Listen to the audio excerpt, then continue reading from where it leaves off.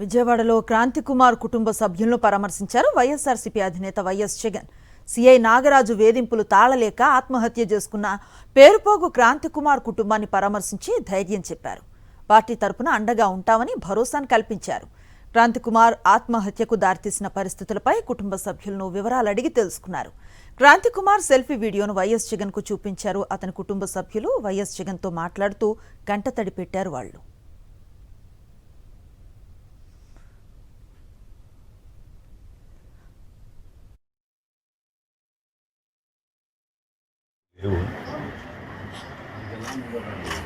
CA బాగా వేధిస్తూ ఉన్నాడు. నేను 4-3 సార్లు తీసుకొచ్చాను అతన్ని. ఇప్పుడు కూడా కేసు కట్టలేదు. మీకు తెలియదేం కాదు. 2019లో తమరికి సపోర్ట్ చేశాను, మొన్న కూటమికి చేశాను.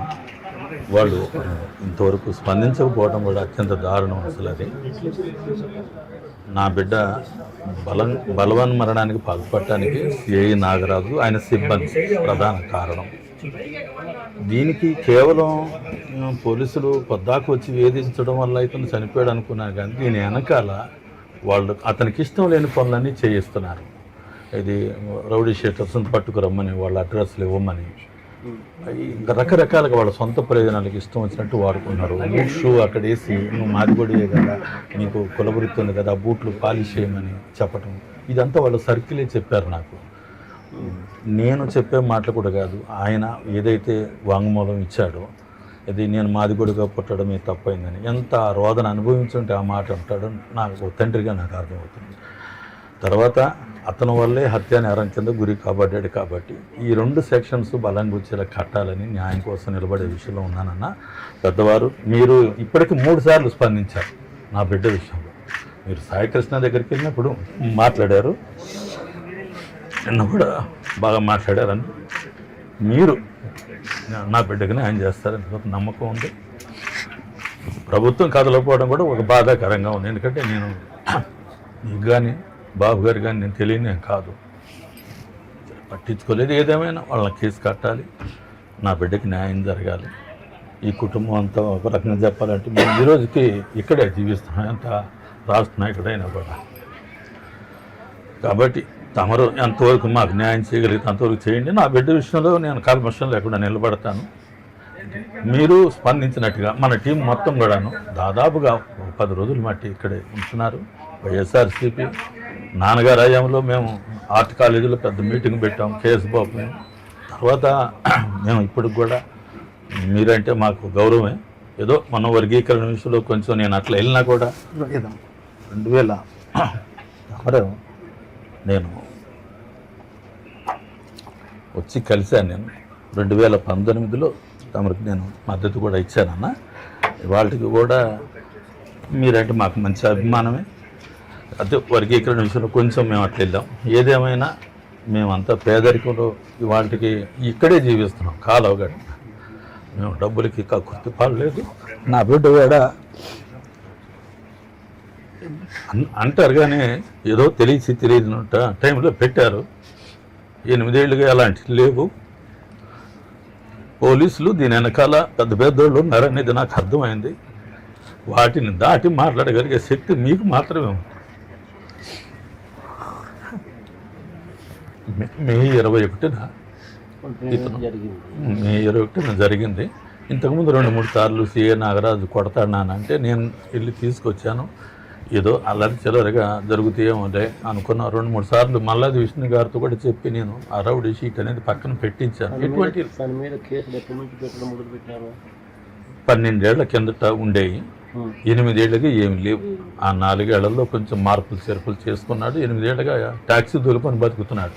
గవర్నమెంట్ నుంచి నేను తెచ్చిన కారు ఉంది, బ్రతుకుతున్నాడు. 40 సంవత్సరాలు. కొత్త కేసులు ఏం లేవు. 8 సంవత్సరాల నుంచి ట్యాక్సీ నడుపుకుంటున్నాడు. అసలు ఎటువంటి కేసులు లేవు. ముందు ఏదైనా ఉంటే చిన్న చిన్న కేసులు.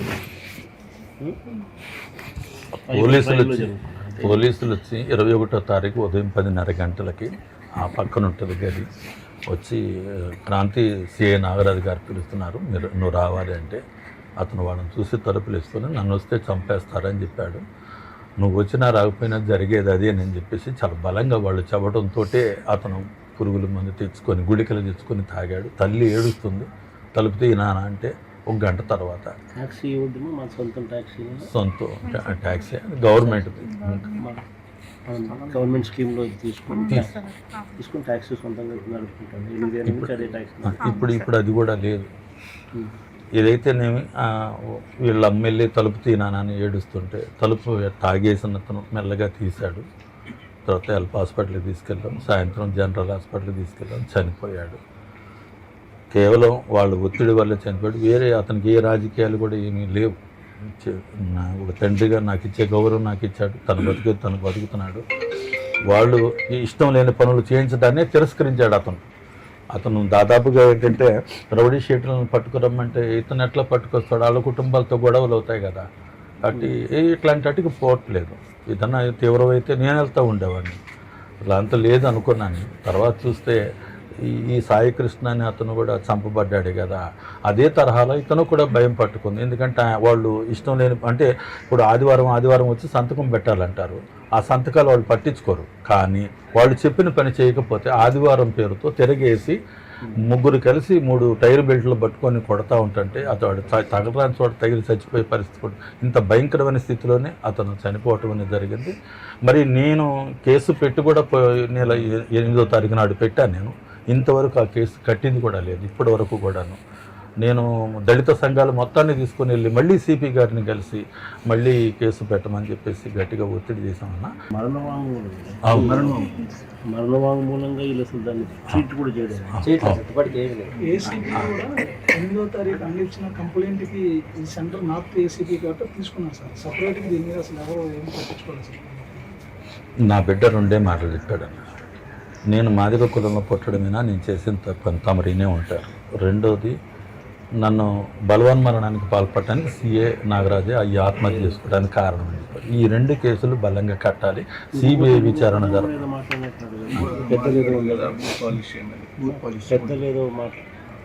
అంటే అతను దీని రికార్డు ఉంది.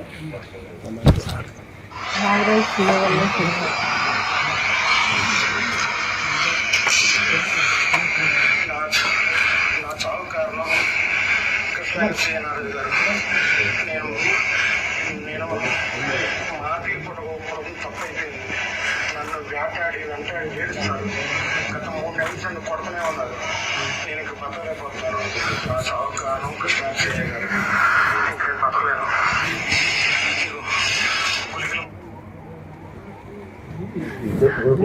అన్ని వాళ్ళ అమ్మగారికి చెప్పేవాడు సార్. 3 నెలలుగా తిరుగుతూ ఉన్నప్పుడు ఇంట్లో 3 నెలల నుంచి కొట్టేవాళ్ళు అని చెప్పి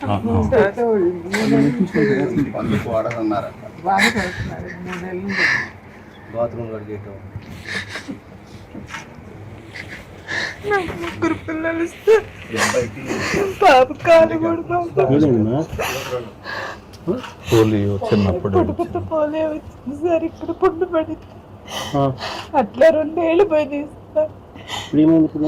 ఇప్పుడు ఇక్కడ పెంచు నాకు పడిపోయింది సార్ బాబుకి. అది లోపల నుండి తినుకుంటా. ఎక్కడ చూపిస్తున్నారు సార్? ఎక్కడ చూపిస్తున్నారు? ఏమని చెప్పినారు వాళ్ళు? అంటే కొంచెం ఏజ్ అనేది వచ్చాక చేస్తామన్నారు సార్. కాకపోతే ముదిరిపోయింది బాగా, ఏళ్ళన్నీ పోయినాయి, ఏళ్ళు పోయింది. ఏమైంది? పుట్టుకలో చిన్న కణితలాగా వచ్చింది సార్. ఇక్కడ వెనక ఈ మీద కణితలాగా వచ్చింది. అది తీసేసాక నరం అనేది ఏంటో లోపల ఇదైపోయింది.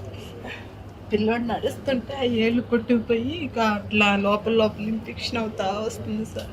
ఏ హాస్పిటల్కి వెళ్ళేదాని సొల్యూషన్ తెలియట్లేదు.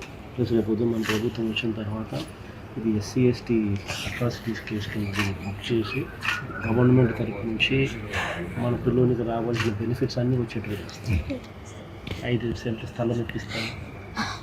5 ఎకరాల స్థలం హోటల్లో SC/ST సంబంధించి అట్రాసిటీస్ చనిపోతే ఏ రకమైన చట్టం పరిధిలోకి వచ్చి చట్టం ప్రకారం ఏదైతే బెనిఫిట్స్ ఒక హక్కుగా మీకు రావాల్సింది ఏదైతే ఉన్నాయో అవన్నీ నేను దగ్గరుండి మన అధికారంలోకి వచ్చిన 1 నెలలోనే చేయించాను. అన్ని దగ్గర నేనే చేపిస్తాను. ఇప్పుడు కూడా ఇవన్నీ కూడా నేను దగ్గర నుంచి చూస్తాను, ఇవన్నీ కూడా చూస్తాను. మన బాబుకి సమస్య లేకుండా నేను చేసి పెట్టాను, నీకు ఇబ్బంది లేకుండా నేను చేసుకుంటాను. నా కొడుకు చాలా న్యాయంగా చనిపోయాడు. పోలీసులు వచ్చి పిలిచలేదు నా కొడుకు, నన్ను పిలిచి నేను తల్లి తగ్గలేదు. నా కొడుకు మందాగి చనిపోయాడు సార్. పోలీసుల వల్లే నేను చనిపోతున్నాను. నన్ను పిలిచాను, కాంతి రాయి అంటే అమ్మ నేను రానమ్మా, తీసుకెళ్ళి చంపేస్తారు, నన్ను అప్పచెప్పమని చెప్పి ఏడ్చి నా కొడుకు నేను వచ్చేసినాక తీసుకుని నన్ను తాగి చనిపోయాడు. పోలీసులు ఏది బూట్లు తొడమంటావు, బూట్లు తొడమంటావు, నువ్వు మాది కూడా కదరా బూట్లు తొడమంటావు, బాత్రూమ్ కడిగేయటం అవన్నీ చేపిస్తారని నా కొడుకు నాకు చెప్పి బాధపడుతూ ఉండేవాడని. అసలు అటు వెళ్ళి పిలుస్తలేడు, ఇప్పుడు వచ్చి అందుకు ఎన్ని సంవత్సరాల నుంచి కేసులు లేవు కదా మరి ఎందుకు పిలిపిస్తాను మీరు? అంటే పాత కేసులు అయ్యా ఉన్నాయి అని చెప్పి పిలిపిస్తారు. వాళ్ళ అవసరాలకి వాడుకోవటం కోసమే పిలుస్తారు. గంజాయి అమ్మమంటాము, గంజాయి అయ్యి అమ్మమంటాము, ఆయన పనులు చేయమంటాము, పిల్లల్ని చెప్పుకుని చేస్తూ ఉంటారండి. అది భయపడి వెళ్ళకుండా ఉంటారు, వెళ్ళకపోతే తీసుకెళ్ళటం కొట్టడం. ఒక రేపు వచ్చి తీసుకెళ్ళారు, ఇంటికి వచ్చి తీసుకెళ్తే ఎందుకండి అంటే సీఏ గారు తెమ్మంటారు అని నేను లేపితే ఈయన గారు సోయి లేకుండా అన్నారు, బాగాలేదు పడుకున్నారు. సరే తీసుకెళ్ళాక పొద్దున పూట నేను వెళ్ళాను, తీసుకెళ్ళి కొడుతున్నారండి, అల్లాడి తీసి కొడుతున్నారు. నాకు కొడుతుంది అల్లాడిపోతున్నారు, కింద నేను ఎట్లా అయిపోయాను అసలు. ఇట్లా కోడిని కట్టేసి అల్లాడి తీసి కొట్టడం, చేయలేని వాసిపోయి వచ్చి అన్నం కూడా తినలేకపోయేవాడు అసలు. నా కొడుకు సీఏ వాళ్ళే చనిపోయాడు. నా కొడుకు ఈ వయసులో మాకు మమ్మల్ని చూడాల్సిన కొడుకు మాకు లేకుండా అయిపోయాడండి. 8 సంవత్సరాల కింద కేసులు ఏదో ఉన్నాయని చెప్పినారు, అది ట్రయల్ జరుగుతుంది. అవన్నీ నేను తీపిచ్చేసాను. అవన్నీ ట్రయల్ జరుగుతుంది. లేదు అసలు ఏం కేసు లేదు, నేనే దగ్గర నుండి తీపిచ్చేసా. ఆయన శిక్ష పడింది లేదు అసలు, ఏ కేసులు లేవు. అన్ని కేసులు కూడా కొట్టేసారు. 8 సంవత్సరాల నుంచి కొత్తగా ఒక కేసు లేదు. మొన్న సిఏ గారు ఏసీపీ గారు అంటాడు పేకాట కేసులు పడమట్లో ఉన్నాయి అంటాడు. అసలు ఇవన్నీ మీరు ఇప్పుడు ఏదో కావాలని తీసుకొచ్చే తప్ప, అంతేగాని అసలు మర్డర్ లాంటి కేసులు కాదు. మీరు వీటిని ఇట్లా చూపించడం కూడా కరెక్ట్ కాదని నేను చెప్పాను. నేను సరే ఏదేమైనా నా వాంగ్మూలం తీసుకున్నారు, బాగా డిలే అవుతూ ఉంది. ఆ బిడ్డకి న్యాయం చేసే విషయంలో మీరు కొనుక్కుంటే ఎంతో కొంత న్యాయం జరుగుద్ది అనేది మాకున్న ఆశన. మీరు అన్నట్లుగా SC ST యాక్ట్ కట్టాలి, వాళ్ళు హత్యానేరజ్యం కూడా కట్టాల్సిందే. అంటే ఆ రోజు నుంచి ఈ రోజు వరకు ఏమైతే అసలు మనిషి కావట్లేదు. ఆ పిల్లల పరిస్థితి చూస్తే మా జీవితాలు అంతంత మాత్రమే. నేను ఆ ఉద్యమాల్లో తిరుగుతూనే ఉంటాను. పైనుంచి పిలిచేవాళ్ళండి, రాగాంధీ అంటే వెళ్ళనని సంబేస్తారమ్మని చెప్పి నా కొడుకు మాకు లేకుండా అయిపోయాడండి. మమ్మల్ని బతికించాల్సిన కొడుకే లేకుండా అయిపోయాడు. ఇక్కడే కొడుకు వీళ్ళిద్దరూ బాధలు చెప్పాడండి నాకు. పిల్లడు వచ్చి పోలీస్ స్టేషన్ నా కొడుకు చనిపోయాడండి. సీఏ నాగరాజు వల్ల నా కొడుకు చనిపోయాడు. మీరు వచ్చారు, చాలా ఆనందం. మీరు వచ్చి సంతోషపెట్టారు మమ్మల్ని. మీరే మాకు న్యాయం చేయండి.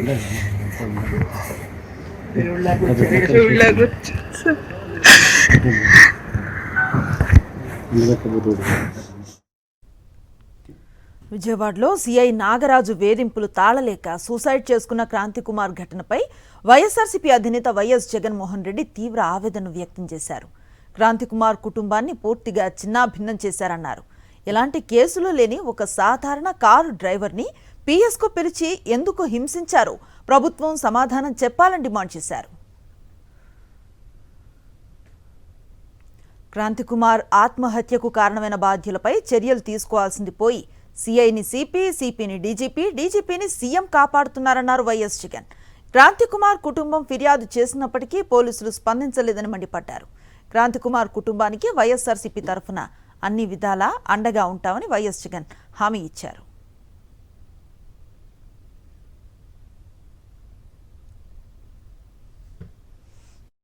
ఆ పిల్లాడు ఒక టాక్సీ డ్రైవర్. గత 8 సంవత్సరాలుగా ఆ పిల్లాడి మీద ఎటువంటి కేసులు కూడా లేవు. 8 సంవత్సరాల కిందట ఏదైనా చిన్న చిత్తగా కేసులు ఏదైనా ఉండింటే ఆ కేసులు కూడా కొట్టేశారు. ఏ కేసులోనూ ఆ పిల్లాడికి శిక్ష కూడా వల్ల 8 సంవత్సరాల కిందట ఏదైనా ఉండింటే కూడా ఈ 8 సంవత్సరాలుగా టాక్సీ తోలుకుంటా ఉన్నాడు. ఎటువంటి చిన్న చిత్కా కేసులు కూడా లేవు. మరి ఎందుకు అలాంటి పిల్లాడిని బలవంతంగా పోలీస్ స్టేషన్కు రోజు రమ్మని చెప్పి హెరాస్ చేయడం? గత 3 నెలలుగా ఆ పిల్లాడిని హెరాస్ చేస్తూ, ఆ హెరాస్మెంట్ చేయడమే కాకుండా ఆ హెరాస్మెంట్ తట్టుకోలేక ఆ పిల్లాడు చనిపోయి ఆత్మహత్య చేసుకునే అంత దూరం ఆ హెరాస్మెంట్ చేయడం మొదలు పెడితే నిజంగా పోలీస్ వ్యవస్థ అన్నది ఎలా దిగజారిపోయింది అని చెప్పడానికి ఇవి నిదర్శనాలు. ఆ పిల్లాడితో పోలీసులు చెయ్యకూడని పనులు ఆ పిల్లాడితో బలవంతంగా ప్రెజర్ పెట్టి చేయించేవాళ్ళు. అంటే ఏం జరుగుతూ ఉంది? ఎంత కూడా రాజధానిలో so called capital, so called రాజధాని, చంద్రబాబు నాయుడు పక్కన ఉంటాడు. అమరావతి అనేది కాదు మన రాజధాని, సో కాల్డ్ విజయవాడ మన రాజధాని. వాస్తవం చెప్పాలి, అందరం ఇక్కడే ఉంటాం. కళ్ళెదిటే పోలీస్ స్టేషన్, కళ్ళెదిటే సిపి, కళ్ళెదిటే డీజీపీ, కళ్ళెదిటే ముఖ్యమంత్రి, కళ్ళెదిటే home ministers office. Sri Lanka police station వచ్చే పరిధి కూడా డైరెక్ట్గా సిపి పరిధి. ఇన్సిడెంట్ జరిగిన తర్వాత వాళ్ళ నాన్న పోయి ఆ వీడియో కూడా చూపించి, మరణ వాంగ్మూలంతో కూడిన ఈ వీడియోను కూడా చూపించి, నా కొడుకుని దారుణంగా చంపేసినానంటే కూడా సిపికి చూపించిన నో యాక్షన్. ఎందుకు ప్రొటెక్ట్ చేస్తా ఉన్నారు? అంటే క్లియర్ కట్గా రాజధానిలో ఒక రాకెట్ నడుపుతా ఉన్నారు. పోలీస్ స్టేషన్లో పనిచేసే సిఐ, ఆ సిఐకి ప్రొటెక్షన్ సిపి, ఆ సిపికి ప్రొటెక్షన్ డీజీపీ, ఆ డీజీపీకి ప్రొటెక్షన్ చంద్రబాబు నాయుడు గారు. పోలీస్ స్టేషన్లలో మ్యాండేటరీగా ఉండాల్సిన వీడియో ఫుటేజ్ డిలీట్ అయిపోయింది. 1 monthలో 2 మర్డర్ కేసులు, లాకప్ డెత్లు. ఒకటి లాకప్ డెత్, రెండవది సూసైడ్. ఒక రిమాండ్ రిపోర్ట్లో చూస్తే, పోలీసులు ఫైల్ చేసిన రిమాండ్ రిపోర్ట్లో చూస్తే వీడియో ఫుటేజ్ 1 monthకి లేదని, May 1 నుంచి June 1 దాకా లేదని. రెండో రిమాండ్ రిపోర్ట్ మళ్ళీ చూస్తే 18 months నుంచి వీడియో ఫుటేజ్ లేదని. మరి వీడియో ఫుటేజ్ డిలీట్ చేస్తే వీళ్ళు ఎవరంటే వాళ్ళు ఎప్పుడు కావాలంటే అప్పుడు డిలీట్ చేయొచ్చా? ఒకవేళ డిలీట్ చేసే కార్యక్రమమే చేయగలిగితే దానికి బ్యాకప్ ఉండదా? వాళ్ళ బ్యాకప్, వాళ్ళ సెంట్రలైజ్డ్ ఆఫీసెస్లో బ్యాకప్ ఉండదా వీడియో ఫుటేజ్? సో ఒక పద్ధతి ప్రకారము స్టేషన్లలో ఇల్లీగల్ యాక్టివిటీస్ చేస్తూ ఉన్నారు, కొడతా ఉన్నారు, చంపుతా ఉన్నారు, వీడియో ఫుటేజ్ అనేది తీసేసినారు, కంప్లైంట్లు ఇస్తే కంప్లైంట్ చెత్తబుట్టలో పడేస్తూ ఉన్నారు. అంటే ఒక పద్ధతి ప్రకారం జరుగుతూ ఉన్నా కనీసం ఇంతవరకు కేసు రిజిస్టర్ చేయాల. It is actually an SC/ST case register చేయాల్సింది. మరణ వాంగ్మూలం తాను ఇచ్చింది, కేసు రిజిస్టర్ చేయాల. వాళ్ళ కుటుంబానికి ఏం పరిష్కారం చెబుతా ఉన్నాం? అన్ని రకాలుగా అన్నకు తోడుగా పార్టీ ఖచ్చితంగా నిలబడుతుంది. అన్ని రకాలుగా కూడా ఈ కేసుకు సంబంధించి లీగల్ ఎయిడ్ దగ్గర నుంచి మొదలు పెడితే అన్ని రకాలుగా కూడా తోడుగా ఈ కుటుంబానికి ఉంటాం. ఖచ్చితంగా న్యాయం జరిగే దిశగా కోర్టుల మీద ఖచ్చితంగా ఒత్తిడి కూడా తీసుకొచ్చే కార్యక్రమం కూడా ఖచ్చితంగా చేస్తాం. మరిన్ని అప్డేట్స్ కోసం ఛానల్ ను సబ్స్క్రైబ్ చేయండి. నోటిఫికేషన్స్ కోసం బెల్ ఐకాన్ పై క్లిక్ చేయండి.